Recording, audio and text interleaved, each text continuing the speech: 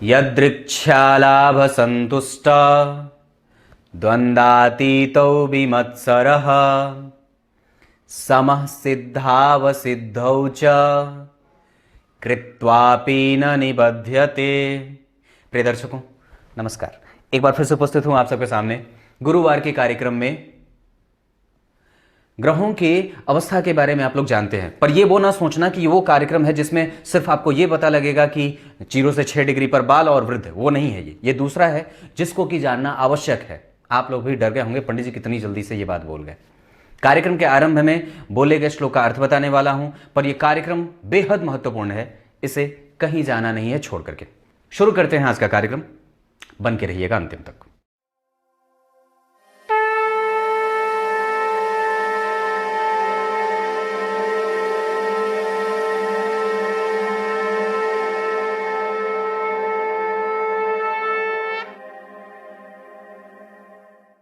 आइए अब आपको सीधे विषय पे लेके आता हूं। आपने कई बार ये बात समझी होगी या लोगों को देखा होगा ऐसा कई बार कि व्यक्ति के ऊपर सामान्यतया स्थिति बुरी है पर फिर भी वो कुछ कर नहीं रहा है, ऐसे ही वक्त उसका बीता जा रहा है। या फिर वो सामान्यतया परिस्थितियों को समझता नहीं है कि उसके ऊपर से बुरी स्थिति चल रही है, मतलब वो धन कमाने के प्रति उसका जो है वो प्रभाव नहीं है, न उसमें उसकी संलिप्तता है।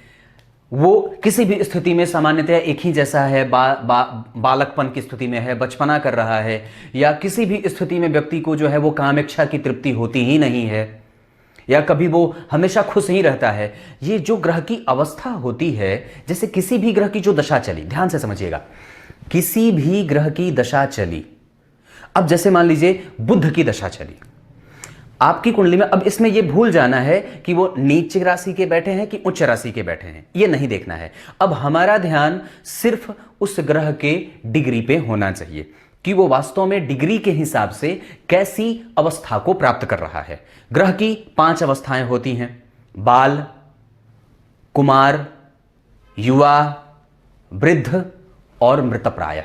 जैसे बाल अवस्था का ग्रह कब होगा? अगर वो ग्रह सम संख्या में बैठा है, जैसे अगर वो सम संख्या में है और उसकी डिग्री जो है वो 24 से लेकर के 30 डिग्री तक है, तो वो बाल अवस्था में बैठा है। अगर वही ग्रह सम संख्या की राशि में बैठा है 2, 4, 6, 8, 10 में, तो 18 से अगर 24 डिग्री के बीच में है तो वो कुमार अवस्था में बैठा है। अगर वही ग्रह सम संख्या की राशि में बैठा है और 12 से 18 डिग्री के बीच में बैठा है तो वो युवा अवस्था की स्थिति में होगा। अगर वही ग्रह सम संख्या की राशि में बैठा है और 0 से मतलब 6 डिग्री से लेकर के 12 डिग्री के बीच में होता है तो वो देखिए वृद्ध अवस्था में हो जाता है। अगर कोई ग्रह जो सम संख्या की राशि में बैठा है और 0 से 6 डिग्री के बीच में है तो वो मृतप्राय होता है। स्थिति को ठीक उलट दीजिए, विषम संख्या की राशि में अगर कोई ग्रह बैठा है और 0 से 6 डिग्री के बीच में है तो वो बाल अवस्था का हो जाएगा। अगर जो ग्रह आपकी कुंडली में विषम संख्या की राशि में 1, 3, 5, 7, 9 और 11, अगर इस भाव में कोई भी ग्रह बैठा है और उसकी डिग्री अगर 0 से 6 के बीच में है तो वो बाल अवस्था का बैठा है, मतलब उसकी अवस्था जो है वो बालकपन की है। अगर वही ग्रह आप उसकी डिग्री को अगर देख रहे हो और 6 से 12 डिग्री के बीच में है तो कुमार अवस्था के प्रभाव में है। 12 से 18 में युवा, 18 से 24 अवस्था में वृद्ध और 24 से 30 में मृतप्राय हो जाता है। ये तो एक बात रही जो आप इसको जानते भी हैं, मैंने इस पे कार्यक्रम भी बना रखा है और आप लोगों को ये बात तो इतनी पता है। पर वास्तव में उसके बाद की बात हम जो नहीं जानते हैं उसको समझना है कि जब कभी भी, ध्यान से समझिएगा, जब कभी भी किसी ऐसे ग्रह की दशा चलती है जो कुंडली में बाल अवस्था में बैठा है, चाहे वो कोई भी ग्रह हो, शनि हो, मंगल हो, राहु हो, केतु हो, सूर्य हो, चंद्रमा हो, बुध हो, ये कोई भी ग्रह हो, गुरु हो, अगर वो ग्रह बाल अवस्था में बैठा है तो अपनी उस दशा काल में वो व्यक्ति को आमोद प्रमोद में, खेलने में, मस्त रहने में और अपने ही आप में मगन रहने वाला बना देता है। ये प्रभाव बड़ा अजीब है और इसका प्रभाव व्यापक होता है कि वो ग्रह स्थिति में कैसे बैठा हुआ है।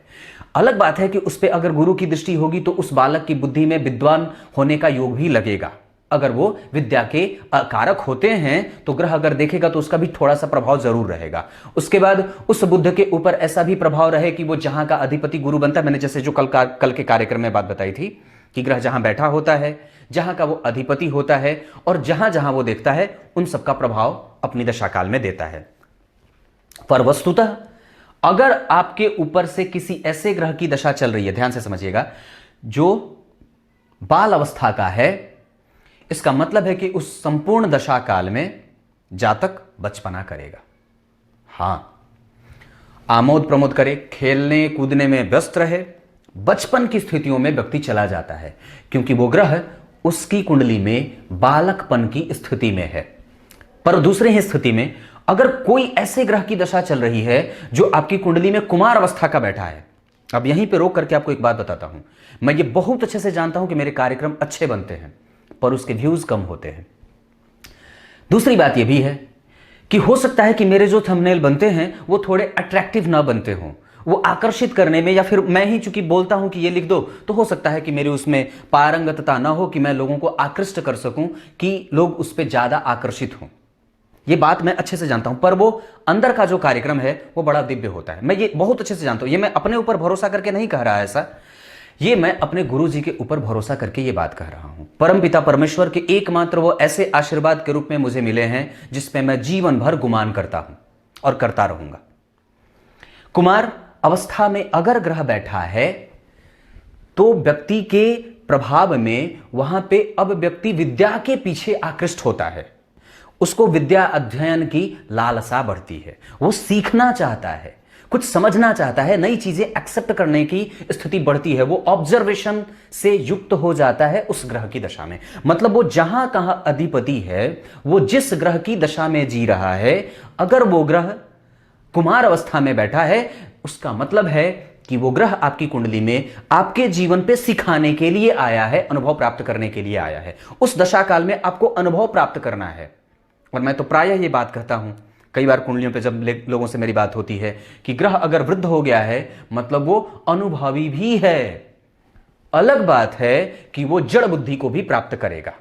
हां, जैसे कुमार बाल अवस्था में क्या हुआ, इसने खेलने कूदने में वक्त बिताया, अपने आप को खुश रखा, प्रसन्न रखा। बालक को देखिए, उसके घर में सामने शव पड़ा हुआ है, पर फिर भी मेरे दादाजी, जब मैं छोटा था, मुझे याद है, मतलब दादाजी के बड़े भाई, जब वो मृत्यु में उनको देख रहा था मैं कि वो पड़े हुए हैं, सब लोग रो रहे थे, पर मुझे रुलाई ही नहीं आ रही थी, मैं रो ही नहीं रहा था और मुझे लग रहा रो क्यों रहे हैं लोग।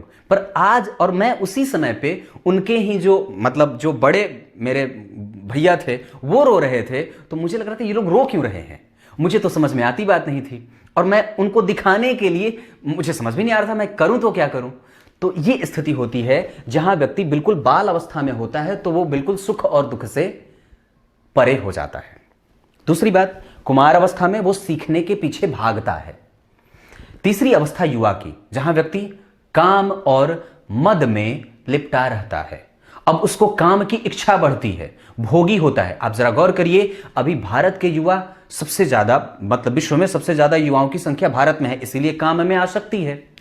हां, इसलिए काम में आ सकती है क्योंकि वो सभी लोग कुमार अवस्था के बाद युवा अवस्था को पार कर रहे हैं, जहां व्यक्ति अपने विपरीत के प्रति आकर्षण का भाव जागृत करे, कामुकता का भाव जागृत होता है। उस ग्रह की दशा में व्यक्ति काम इच्छा से युक्त हो जाता है, सगे संबंधियों से मुक्त न रह के अपने इंद्रियों के सुख के पीछे भागना चाहता है, भौतिकता के पीछे भागना चाहता है।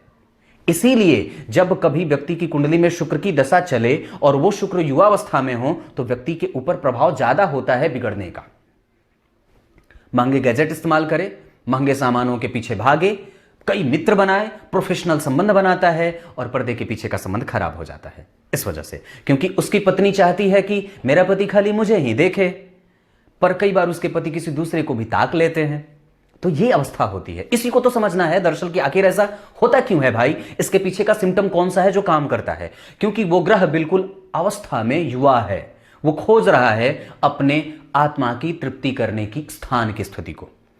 उसके बाद जैसे ही वो वृद्ध होता है तो वो अब रुग्ण हो जाता है, और जब रुग्ण हो जाता है तो वो जड़ता को प्राप्त कर जाता है। अब उसके घुटनों में वो बल नहीं होता जिसपे वो खड़ा हो सके। हाँ, बिल्कुल सही बात है। अब वो वृद्ध हो गया, मतलब वृद्ध का मतलब आपने जो अनुभव इकट्ठा करे थे कुमारावस्था में, अब उसको प्राप्त करो और दूसरों को सिखा दो। इसीलिए तो गांव में वृद्धों की संख्या ज्यादा आवश्यक होनी चाहिए और परिवार में भी वृद्धों की संख्या होनी चाहिए। अगर परिवार वृद्ध विहीन हो जाए तो वो परिवार अनुभवहीन हो जाता है। तो यहां पे आप वृद्ध हो गए, जैसे ग्रह अगर कोई दशा में चला और अगर वो वृद्ध अवस्था को है, इसका मतलब है कि अब वो जड़ बुद्धि को प्राप्त करेगा। तभी तो लोग बोलते हैं 60 वर्ष की अवस्था हो गई क्या, मतलब अब उसके जो प्रभाव होंगे वो थोड़े कमजोर हो जाएंगे, क्योंकि अब वो भाग नहीं सकता। अनुभव है पर यहां पे मद का, काम का मद है, उसके पास अपने आयु का, अवस्था का बल हो जाता है, जिस वजह से वृद्ध का कोई मान सम्मान नहीं रहता। मतलब अब उसके पास उसका प्रभाव और तेज निस्तेज में बदल जाता है। उसकी जो तेज की क्षमता होती है वो कमजोर हो जाती है। और मृतप्रायः का मतलब वो मृत्यु को प्राप्त कर जाता है। फिर उसकी दशा में व्यक्ति को मृत्यु की दशा चले, मृत्यु तुल्य कष्ट हो जाए, प्राण संकट में बने रहें, डर हमेशा लगता रहे, मन चिंतित रहे, व्यथित रहे, अकुलाए, परेशान हो, ऋण में फंस जाए तो उबरे नहीं। इसी वजह से जब कभी भी ऋण लेना हो, जब कभी भी नया इन्वेस्टमेंट करना हो, जब कभी भी किसी को देना हो, जब कभी भी किसी से लेना हो, इसीलिए ज्योतिषियों के पास जाया जाता है, ताकि ये पता चले। अब इस आधार पे आप दशा काल को समझ सकते हो, इसी आधार पे कि ग्रह अगर बाल अवस्था का बना मतलब वो 25% का परिणाम करे, अगर ग्रह कुमार अवस्था का बना है तो वो 25% से चाला थोड़ा ज्यादा प्रभाव करे, अगर युवावस्था का है तो संपूर्ण प्रभाव करे, अगर वृद्ध हो गया तो थोड़ा कम जाए, अगर मृत प्राय है तो रुक जाओ, कुछ ना करो, शांत रहो, बैठे रहो, दशा बीतने का इंतजार करो, अंतरदशा के बीतने का इंतजार करो। ये बात समझने वाली है। और मैं एक बात बहुत अच्छे तरीके से बताता हूं, हृदय से बताता हूं। मैं आप लोगों को वास्तव में ज्योतिष सिखाना चाहता हूं। अगर मैंने जो सीखी है उसको वास्तव में आपको देना चाहता हूं, पर इसके लिए नहीं कि आप भी जो है वो दुकान खोल के बैठ जाओ और पता नहीं क्या क्या हो जाता है, तो वो ना करना, वो नहीं करना, और वो करना भी नहीं है। और वास्तव में एक बात जो कि सबसे ज्यादा समझने वाली है कि ये विद्या पुरखों की विद्या है, इसको सब कोई जान सकता है, सब कोई समझ सकता है, सबको जानना भी चाहिए, पर इंप्लीमेंटेशन जल्दबाजी में नहीं करना चाहिए, इसको पेशेवर प्रकृति नहीं देनी चाहिए। यह बात समझने वाली है।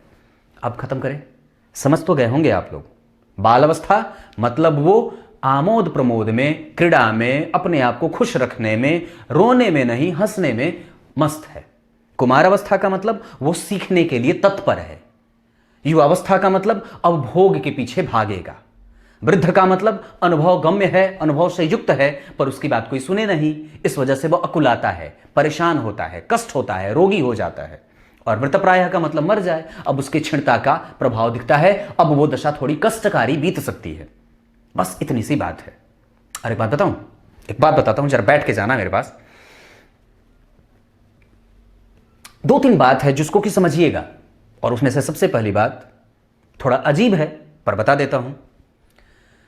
अपनी माता के साथ,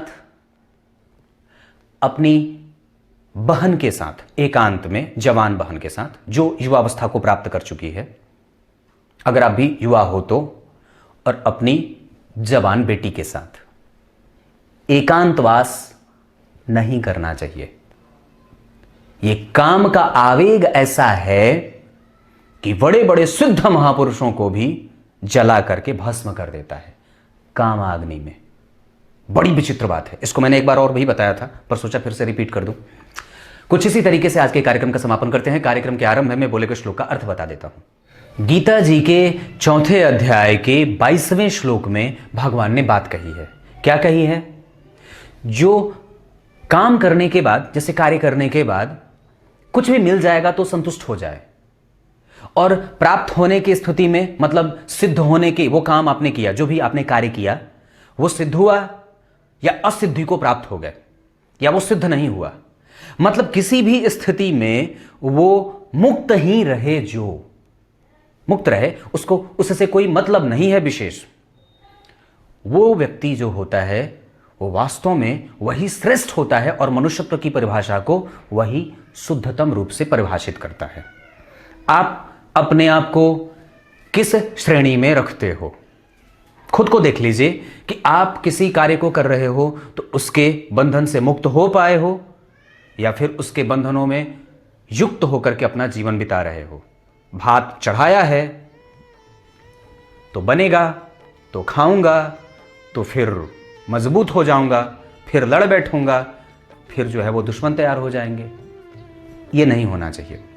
तब तक के लिए इजाजत दीजिए, कल एक बार फिर से उपस्थित होंगे आप सबके सामने। तब तक के लिए बहुत बहुत नमस्कार।